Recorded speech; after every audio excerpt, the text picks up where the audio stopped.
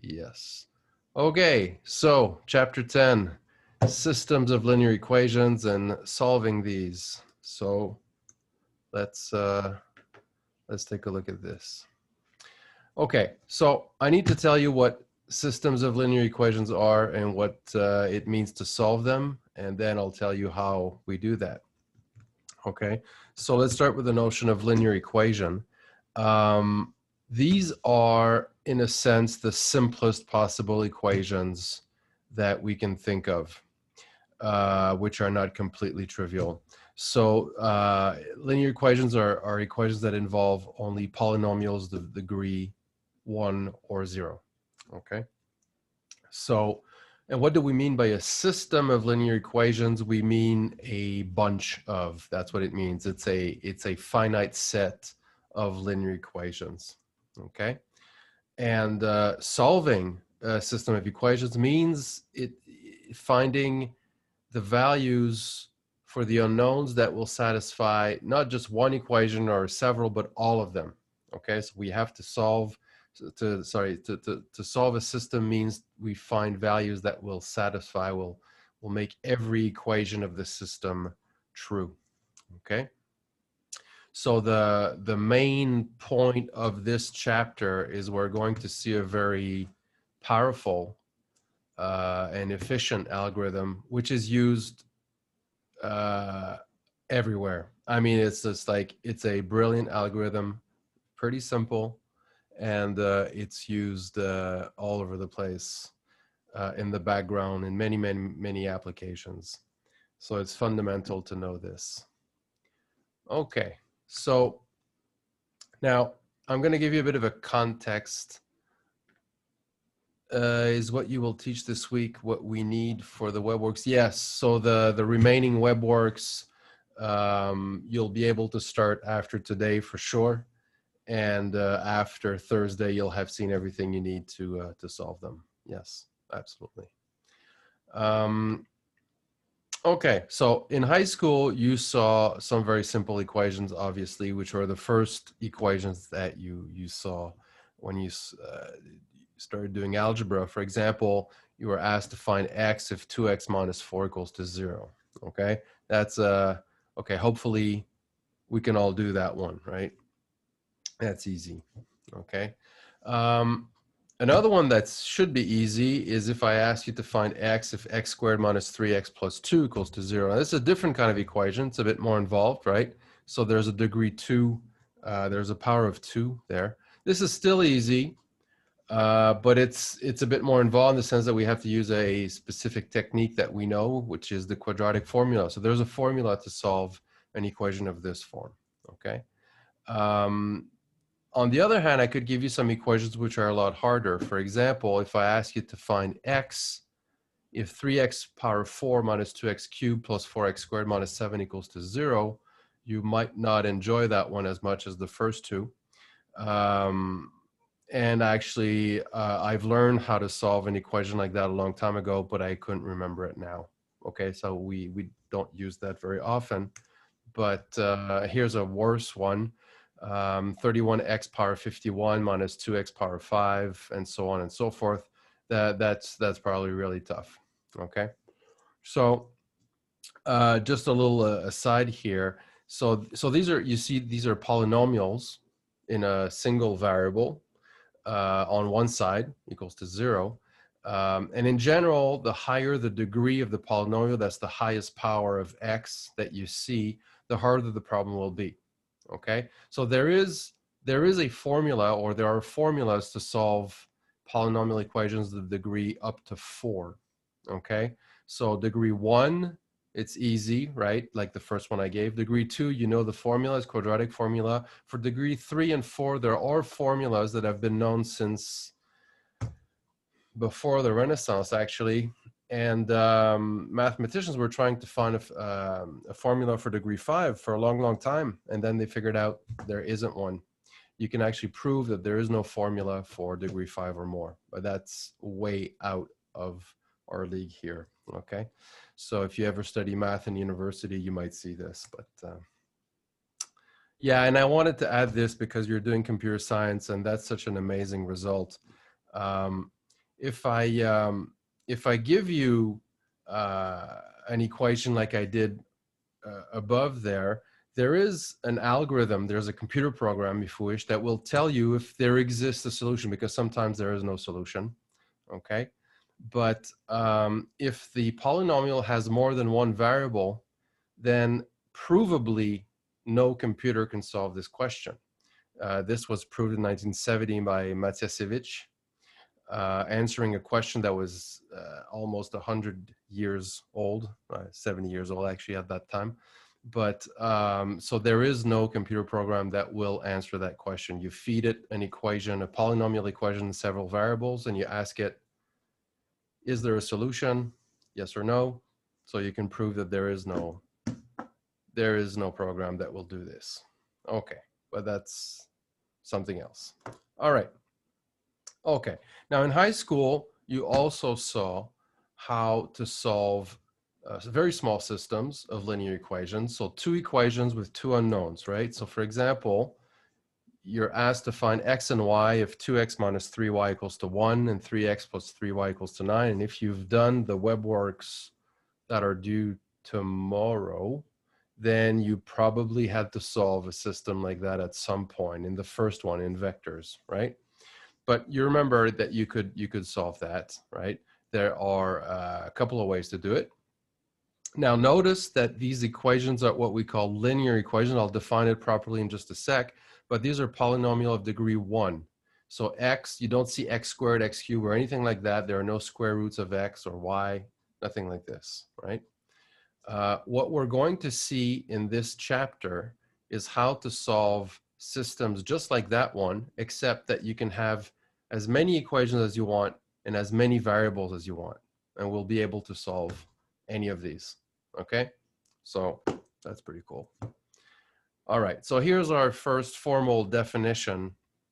So what's a linear equation with real coefficients? It's an equation that looks like the one you see there, okay? So a1x1 plus a2x2 right up to anxn, and it's equal to b, okay? So I need to tell you what these things are. So the ai, these are some numbers, some constants. We call them the coefficients of the equation, okay? B is some constant, some real number. And the xi are your unknowns or variables. Both terms are used. We can talk about variables or unknowns, the same thing, okay? So that's a linear equation. So you might have, so n here, it could be anything from 0 to 5, 1 million, doesn't matter, okay? So that's the number of variables that you have in your equation, okay? Now the key thing here is that, so what makes this equation linear is that, so look at how it's built. So you take a variable, you're allowed to multiply it by a constant. So you can't multiply it by another variable. Notice that the variables, none of them are multiplied together, okay? So you have a variable multiplied by a constant, and these things are added together, and that's equal to a constant, okay? So this is what a linear equation is. Okay. Now, I've used, for the definition, we've used x1, x2 to xn because that's more convenient, but of course, when we have very few variables, we usually use, you know, xy, xyz, or it could be any names for the unknowns or variables. So here are some examples of linear equations in several variables, right? So it's not just one variable. So here, 2x plus 3y equals to 5, that's a linear equation, right? Minus 5.3x plus 3y minus 7z equals to 12.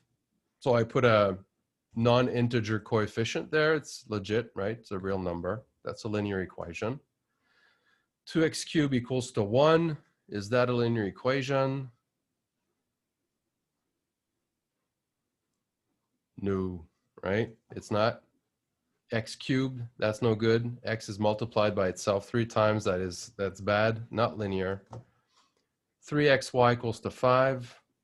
Is that linear? 9, no, yet, right? Because the two variables x and y are multiplied together, that's not allowed in a linear equation. That's no good. Root x equals 45. That is not a linear equation, okay? So you might, no, I'm not going to say it. But if you have a question, if you're thinking of something here, you can ask, but that is not a linear equation. As written, it's not, okay? So you can't have roots of variables. X plus 5, all that squared equals to 2. That is not a linear equation. You'll have x squared in there, so on and so forth, okay? So hopefully I've shown you enough non-examples for you to have a feeling for what we mean by a linear equation, okay? All right, now, they don't always look exactly like what I've given you, right? So sometimes you can rewrite them simply by moving stuff from one side of the equality to the other. That's a classic standard thing. So here's an example. 2x plus 3y minus 4 equals minus x plus y plus 12. That is, in fact, a linear equation, okay? Because I can just write all the variables on one side, put all the constants that are not coefficients, I can put them on the other side. It'll be the same equation or equivalent, and it's linear, right? So here, this is the same as 3x plus 2y equals to 16, right? You see that the minus x I can bring to the left, becomes plus x. The plus y to the left will be minus y, and the minus 4 I can move right. It'll become plus 4, so I get 3x plus 2y equals to 16, okay? So we consider that to be a linear equation. That's fine. Okay, now, a system of linear equations, all it is a bunch of linear equations, okay? So that's all it means. Now, what I've done here is I've given you a standard description of a system of linear equations. This will come back often.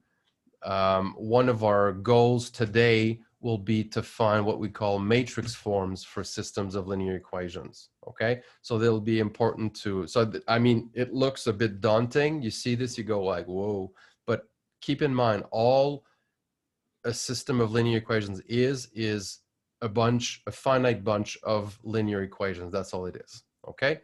But when we organize things, we can rewrite any system of linear equations in the form that you see there. So you see that you have, each equation is basically all, and they're all of the same form, right?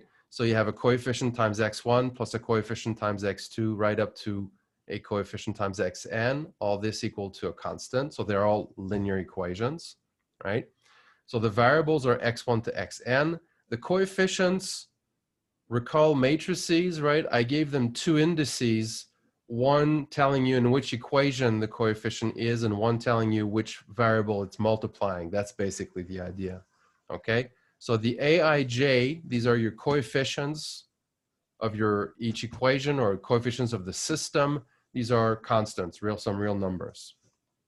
The b1 to bm, these are real numbers, constants. And the xi, these are the unknowns or the variables. Again, both terms are used interchangeably. Okay, so notice here that the system I've given you has m equations and n unknowns, right? M equations, m rows, n columns, right? Maybe it rings a bell. We're using the same letters for something very similar that we saw, okay? All right, so that's a system of linear equations. Let's see some examples. Okay, here's one.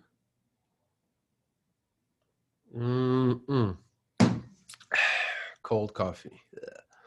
So 2x minus 3y equals to 1, 3x plus 3y equals to 9. This is a system of two linear equations in two unknowns. Okay, nice and simple. So again, I presume that you've seen these before, that you'd be able to solve one if I forced you to do it. And let's suppose that you got a COVID brain cramp, you don't remember anything from high school or anything. It doesn't matter because we're going to see soon how to solve them anyway. So, but I think most of you, if not all, could solve a system like that. okay? Here's another one, bit bigger, right? So 2x minus 3y plus z equals to 1, minus x plus y plus 2z equals to 5, and 2x minus 3y plus 6z equals to 9. Notice that we put this curly bracket on the left to indicate we have a system. This is a system of 3 linear equations and 3 unknowns, okay? We'll be able to solve these very easily on Thursday, okay? We'll see that. Just I don't know if like if you know or something, but like in back in the high school, you only learn how to solve two linear equations together. You would never do. Well, for me, I never did three of them. Yeah, I know. So That's what I'm I don't know saying. how. Yeah, okay. So I don't know Yeah. how I three of them like would work. just like I said, 2 by 2, you're fine. For bigger, we'll see that on Thursday. So yeah, no, I don't expect you to solve this big guy. No, that's fine. No worries. Here's another one. System of 2 linear equations and 5 unknowns. So minus u plus w plus 2x minus 3y plus z equals to 1, and minus u plus 12x minus y plus z equals to 1.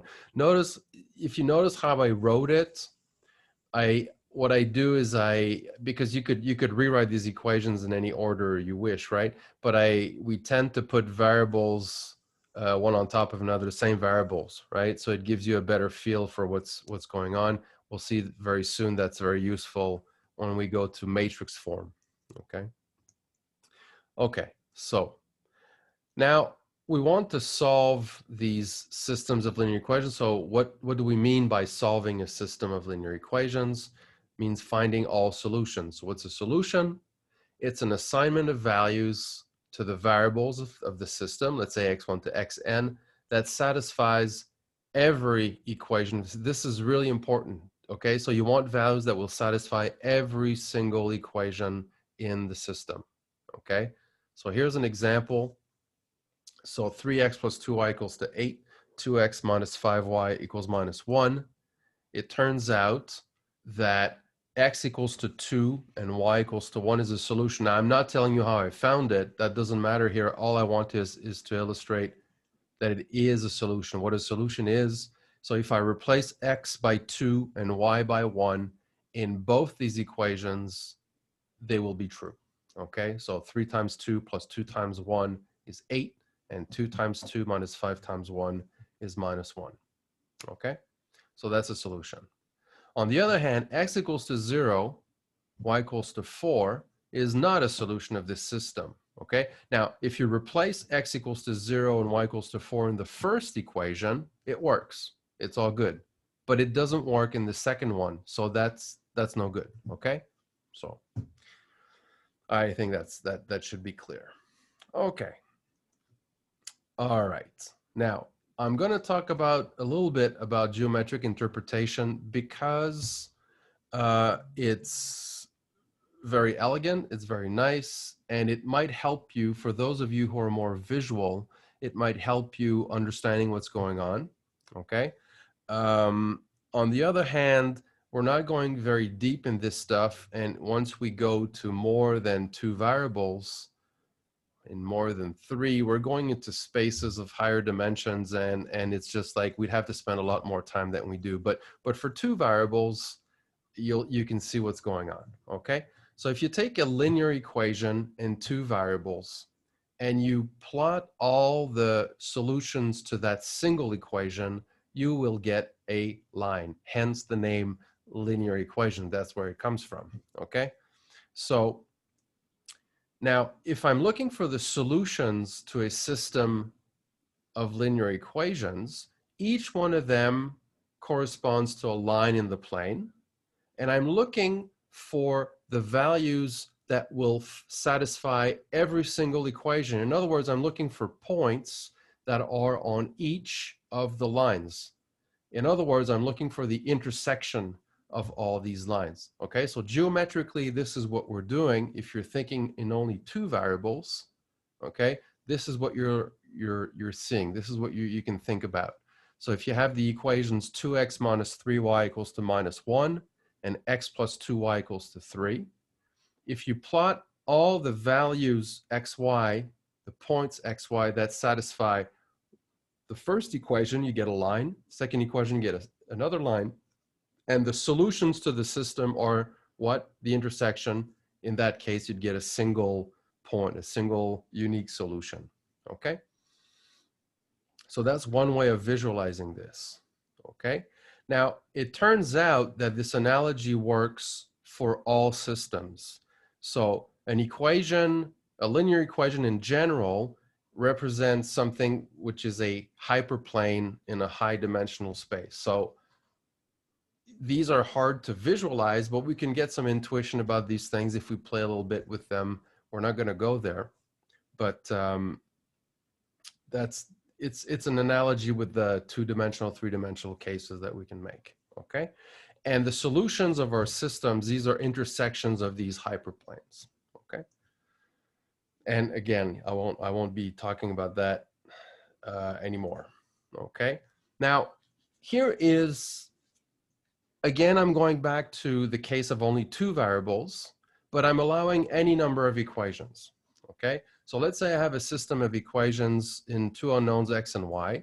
So that's what it might look like. So a11x plus a12y equals to b1, a21x plus a22y equals to b2, and so on, right up to an mth equation, am1x plus am2y equals to bm. So again, you can think of these as lines. Each one of them corresponds to a line in the plane. Okay, so what we're looking for geometrically is the intersection of all these lines. Okay, what can this look like? So when you think about it geometrically, it simplifies in a sense the problem, because here's what happens. There are not that many possibilities for the intersections of lines. So let's just take the case where we have two lines. After that, you can figure out what it'll be. Okay. So what are the possibilities for two lines that you draw in the plane? The first case is that the two lines are different and they're not parallel. What happens? They intersect in a single point. The second case is the lines are different, but they're parallel. Intersection, none, zero, not zero, but I mean no elements, zero elements, so empty set. And the third possibility is that your two equations, your two lines are the same actually, right? So that you might have two equations that describe the same line. So they're one on top of another, okay? So let's see what happens in these three cases. So case one, the two lines are distinct but not parallel. Then it means you have a unique solution. Here's an example, x minus y equals -3 and x plus 2y equals to 3. You can solve that. You'll see you get a single unique solution. Okay, a single value for x and a single value for y, 1 point. Okay, second case, you have two lines, but which are different, but they're parallel. So they never meet. So there is no solution to the system. So for example, x plus y equals to 1, 2x plus 2y equals to 6. You can, I mean, if you stare at this system and you concentrate for a few seconds, you'll see that there's no way there's a solution to this, right? So no two numbers can add up to 1. The second one you could divide by 2 everywhere. They're not going to add up to 1 and to 3 at the same time. That's not possible. So these represent parallel lines which are distinct. The third case is you have two lines which are actually the same, okay? So for example, x plus y equals to 1 and 3x plus 3y equals to 3. You see that in fact this is the same equation, right? Just written differently, but it's the same equation. So how many solutions to the system do you have? Well, any point on that single line is a solution now, so there are infinitely many solutions, okay? So geometrically, we can see that if you have two variables only, either a system has, I've done it with two lines, but if you think about it with more lines, it's exactly the same thing, okay? You can have either a unique solution, no solution, or infinitely many solutions. These are the only possibilities, okay? But what's amazing is that this is true for any number of variables and equations. It's always true, okay? So this is a theorem. I'm not going to prove it. It requires a lot more stuff than we have time for here. So any system of linear equation either has a unique solution, no solution, or infinitely many solutions. So it's not possible for a system of linear equations to have exactly 24 solutions. That doesn't make sense. It's not possible. Okay? So if it has more than one solution, it has infinitely many. Okay. And if you want to think about this to sort of make sense of it, think of two variables, the lines, intersections. That's basically the reason. Okay. Okay. So we've seen what systems are. We've seen what we mean by solutions. Now our goal is to find an algorithm to solve these systems. To make things simpler for us, there's a lot of information given the system that we don't really need for computations. All that's important are the coefficients, the real numbers, right? The name of the variables, the plus signs, these things, we don't need them really for the computation, okay? So we're going to rewrite these systems in what we call a matrix form so that all we have is the information needed for our algorithm to work, okay? So there are two slightly different ways of representing systems. I'm going to show you both. One of them is very nice in certain cases, and the other one is something that will work all the time. Okay, so let me explain a little bit what I mean by this. So the matrix equation that I'm going to show you right now can be used to solve the system. Not always. In certain cases, it works really nicely. Okay. The second form, the augmented matrix form, is the one that we'll use to solve any system whatsoever. Okay, this by the method which is called Gaussian elimination. Okay, so let's start with the matrix equation. So this is a system. This is a typical system of linear equations. And again, what I want to do is basically a table that contains all the important information, right, in this system. But what's amazing is that what we've developed with the matrices and the product of matrices and the sum of matrices and so on, this is actually just a matrix equation. So if you look at how this is written, this is exactly the same as this matrix equation. So let's take a few minutes to think about this. Okay, so look at, so this matrix here, the matrix what we call A. Ooh, arrow became big. I don't know. Okay, so it has m rows, n columns, right? So it's an m by n matrix. This is an n by 1 matrix, so I can multiply them to get an m by 1 matrix, right? So let's see what happens if I multiply these things. If I multiply then row 1 times this column, what will I get? Precisely the left-hand side of this first equation. If I do the second row times this column, I will get precisely the second, the left-hand side of the second equation, and so on and so forth. So on this side of the equality, I'm going to get a matrix which contains precisely the left-hand sides of these equations. And on the right, I get this matrix which contains my constants on the right.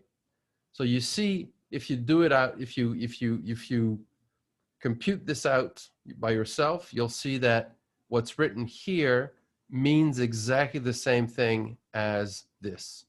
But what's really cool is that if you just use matrices, it becomes AX equals to B. It's as simple as can be, right? Okay. So, as I said, the system is completely equivalent to the matrix equation AX equals to B. X is your unknowns, A is your matrix of coefficients, which is, I'm saying, it's an m by n matrix, okay? X is your matrix of unknowns, and B is the matrix of constants, okay? So that's one way of rewriting the system, which has advantages. First of all, it shows you the linearity in a very simple way, in the sense that it's AX equals to B. Of course, these are matrices, but so here's some examples of this. So let's take the system 2x minus 3y equals to 1, 3x plus 3y equals to 9. So you look at the matrix of coefficients, 2 minus 3, 3, 3, here it is. The matrix of unknowns, x, y, and the matrix of constants here is 1, 9. Okay, so if you multiply this out on the left, you will get a 2 by 1 matrix, which contains as its entries 2x minus 3y, 3x plus 3y. That's on the left. On the right, you get the matrix 1, 9. Remember, two matrices are equal if their corresponding entries are equal. So that's why this is completely equivalent to this. Okay. Here's another one. 2x minus y plus z equals to 0. X minus 2y plus 2z equals to 1. So all you have to do is just pick out the coefficients, right? So it's 2 minus 1, 1. That's your first row. Then 1 minus 2, 2. That's your second row. Okay, times x, y, z equals 0, 1. Okay, and it's a good, I would highly recommend just multiply those things out to see that you do get the system. Okay, so after the lecture, just take a paper and pen and just work it out. Here's another one. This is a system of three equations and two unknowns. And so I get a 3 by 2 matrix of coefficients, and you can see 1, 1, 2, 2, 3 minus 5. These are your coefficients times xy equals to 1, 2, 5. Come on.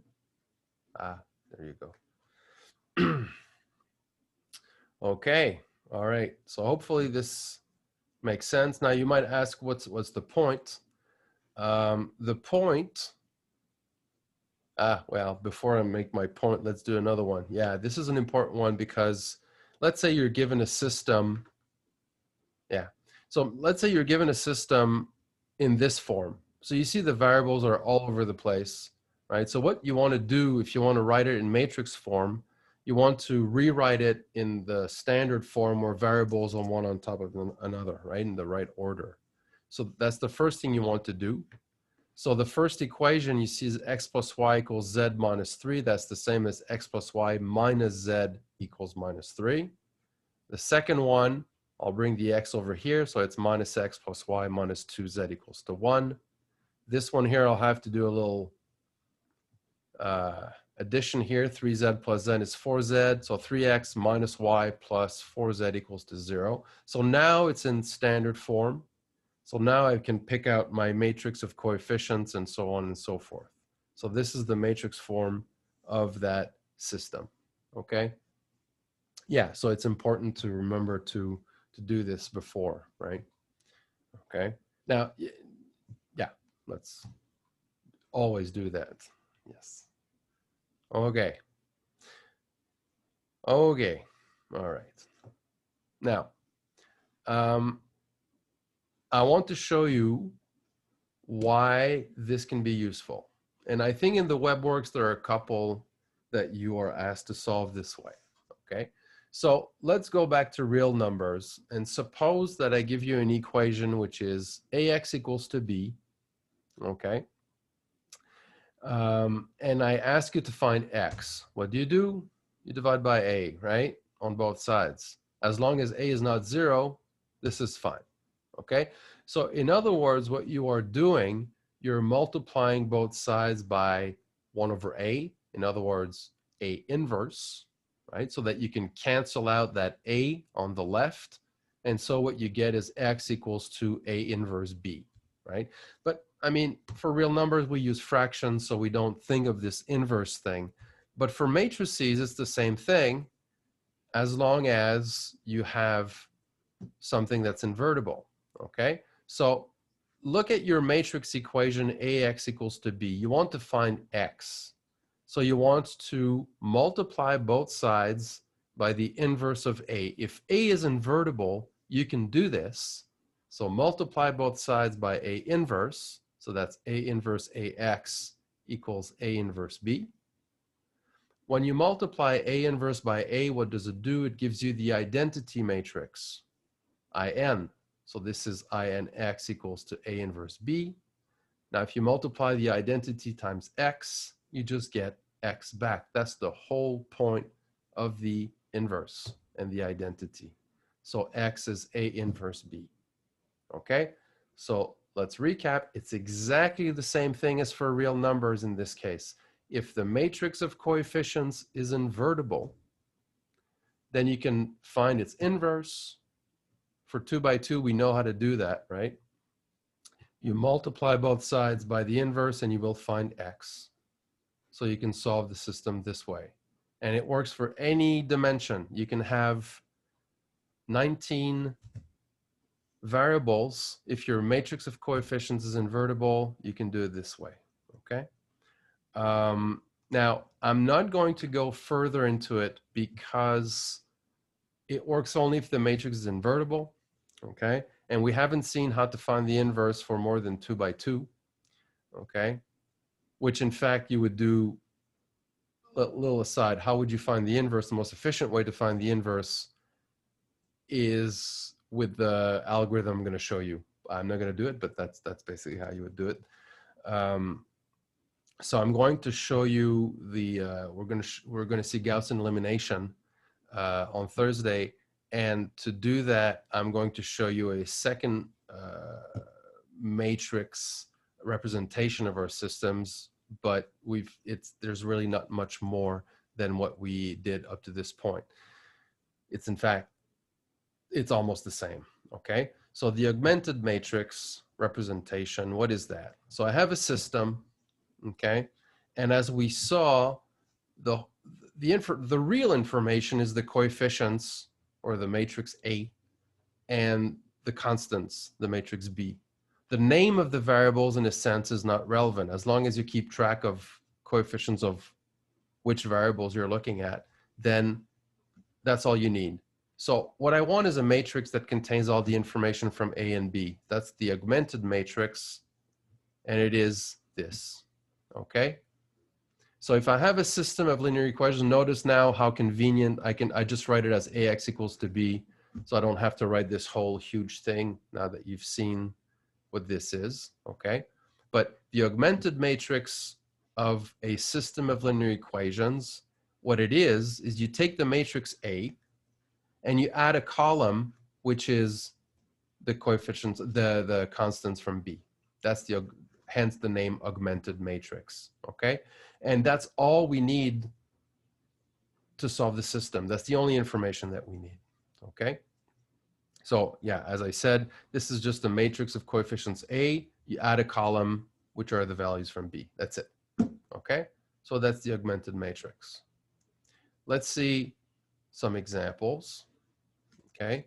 Some authors use a little dashed line between the matrix A and the matrix B in the augmented matrix. You can do that if you wish. It doesn't matter, okay?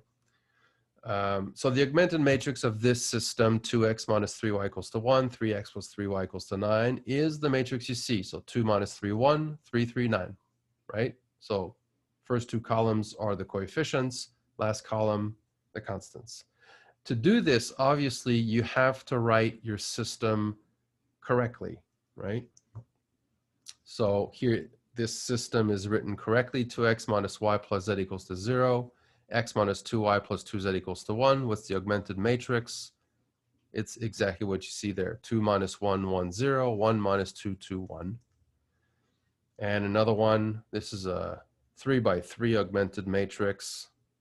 So I have two variables and three equations. So you get the matrix right there, okay? So these are the augmented matrices of these three systems.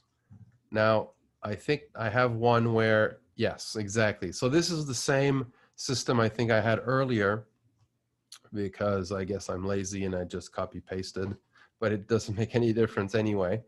I want to find the augmented matrix of this system. So of course, the first thing I need to do is to rewrite it with in standard form, okay?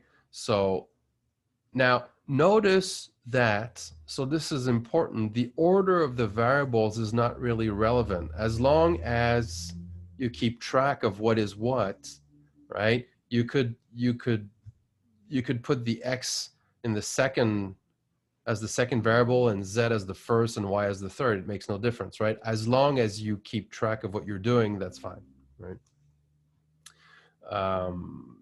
So there's no mathematical reason to keep the variables in the alphabetical order, right? Okay, but you have to be consistent, right? If you write x, y, z in the first equation, it has to be in the same order in all the others, obviously. Otherwise, you're just going to mess this up completely. Okay, so if I write the system in standard form, then I can write my augmented matrix. It'll be a 3x4 matrix. So the first three columns are the coefficients of x, y, and z respectively, and the last column are the constants on the right. Okay, so hopefully this makes sense. There's really nothing deep here. The only question you might have is, why do we write it like that? Why do we only need that? That's okay, but otherwise it's just a definition. Okay, now the do I want to do this now? What time is it? Let me just check something. Okay, I'll continue a little bit. Okay, I'll give you the first basic things on how we're going to solve our systems. Okay, so the strategy is a simple one. Okay, is we get a system, and what we're going to do is we're going to transform the system into another one, okay, which has the same solutions. Obviously, otherwise, this is just useless, right? I can transform a system in any other system, but if it doesn't have the same solutions, then there's no point, okay? So we want to transform our original system into another system which has the same solutions, but this new system is much simpler. Okay, that's the idea. Okay, so what's a system which is simpler, as simple as possible? These are triangular systems. So let me show you what these are. Okay, and I'll show you how to solve a triangular system, and that's easy. Okay, yeah, notice that. So I'm going back to the beginning of the lecture. We saw that systems of equations, of linear equations, can have either no solution, one solution, infinitely many solutions. In this course, we shall avoid systems with infinitely many solutions, okay?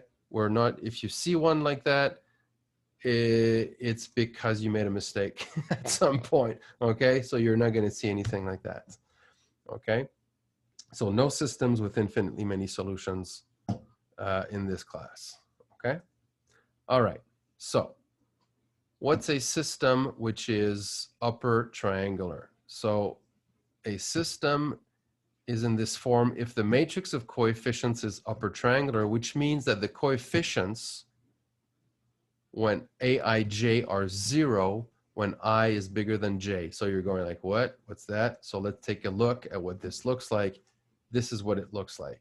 Okay, so if you look at, so I'm looking here at systems with which have the same number of equations as unknowns. Okay, so the special case.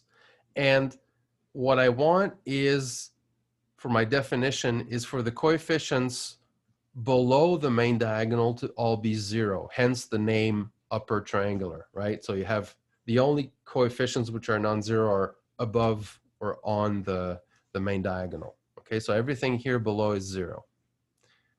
Okay, so these are, I mean, of course we're lucky if we get this as a question, right? The goal, the point will be to transform our systems to something that looks like that, because they are extremely easy to solve. Let me show you. Okay, so the method to solve a triangular system or upper triangular system is called back substitution. Okay, so here's how this works. Because, so this is easy because, look at the last equation, okay? ANN xn equals to bn, right? That's ax equals to b with real numbers. You can find xn easily, right? You just divide by that number here, right? That's easy, okay? Once you've got the value of xn, look at the previous equation. It has only 2 unknowns, right? And now you know the value of xn. So if you replace the value that you found for xn, you can now find xn minus 1. And if you see what I'm saying, I'll show you an example, you'll see, then you can keep on going up, replacing the values you found and finding the next value of the next variable. And then you just keep on going like that and you'll find all the values. Okay? So that's back substitution. Okay? So that's what I'm saying here. Once you found xn minus 1, you've got the values for xn minus 1 and xn. You find those, you find xn minus 2 with those, and so on and so on. Okay?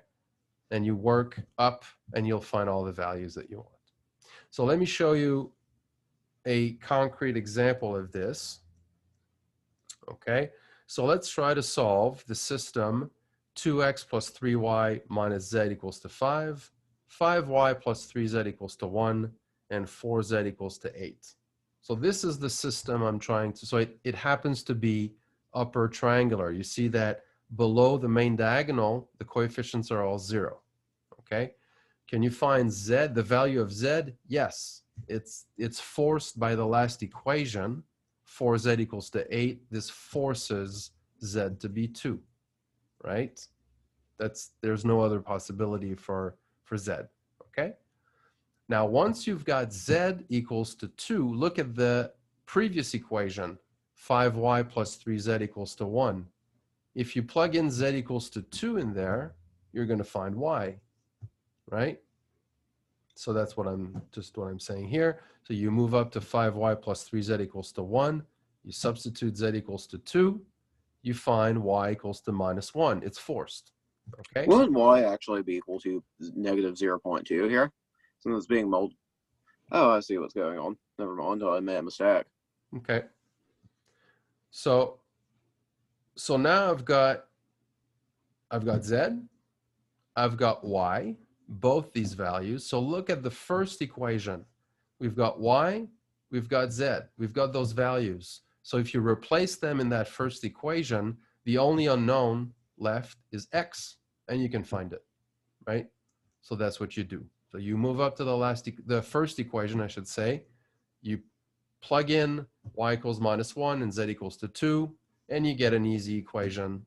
They're all linear, right? So if you have only one unknown, they're super easy to solve, okay? You get x equals to 5. So the system, in that case, has a unique solution, which is x equals to 5, y equals minus 1, z equals to 2. That's the only solution. Okay? So that's a 3-variable, 3-equation example. But you can see that if you had 5 equations, 5 unknowns, as long as it's upper triangular, the same method will work. Just work your way up like that, and you will find what you need to find, right? It's very simple. Of course, it's longer. If you have 12 variables, 12 equations, it'll take a while to figure it out. But the method is exactly the same. There's nothing more complicated, okay? So, well, here's one with 4 variables and 4 unknowns. So I want to solve this system. Again, solving a system means finding all the values for variables u, v, w, x, such that every equation is satisfied, okay? So if the last equation is satisfied, x has to be 4. You can just spot it just by staring at it. X is 4, it's forced. Then you move up one equation, x is 4, and you find, by substituting x equals to 4, you find that w has to be 1. So now I've got x, I've got w. What do? Move up, plug in x and w. So it's pretty cool, right? It works really nice, okay? So in the second equation, I replace x equals to 4, w equals to 1. I've got only v to find. I find v equals minus 2. So now I've got values of x, w, and v, these 3. Look at the first equation. Replace those values. You've got only u left to find. You just solve for it. Nice and easy. Okay, I did the computation there. You get u equals to 3. And so you have a single solution. U, v, w, x is equal to 3 minus 2, 1, 4. And that's it. Okay? So If you do a few of those by yourself, you'll see that's easy. That's the easy part in solving systems of linear equations. If you have a triangular system, basically you're done. Okay, you just back substitute and that's it. Okay, so the question is, how do I go from any system to one which is upper triangular? That's where the protein is, right? So the algorithm is called Gaussian elimination. It's due to Carl Friedrich Gauss, German mathematician of the 19th century and 18th, 19th century, considered by many to be the greatest mathematician there ever was. The trick is to use some very simple operations on a system that we know will not change the solutions, okay? And so by applying these operations, it's like a game, it's like moves on a chessboard. And eventually, if you do them in the right way, you will start with any system and end up with a system which is upper triangular. So that's what we'll see next time, okay? So this is the strategy, okay? So we start with any system of linear equations, we transform it to a new system such that the new system is triangular. Both systems have the same solutions. Obviously, otherwise this is a waste of time, right? And the way to do this is that there are moves we can do on our system, and there are three kinds of moves. And I think I'll leave this for next time. Let's just see. Yeah, so these moves are legit because they do not change the set of solutions. That's the main point. The moves are called elementary row operations. So we work on the rows of the matrix. And yeah, so Gaussian elimination is how to apply these rules to get to the triangular system, okay? So we'll see that next time. It's not very long, okay? So my next lecture will be a bit shorter, but I'm gonna do more examples, okay? So that'll be it for today. Are there any questions?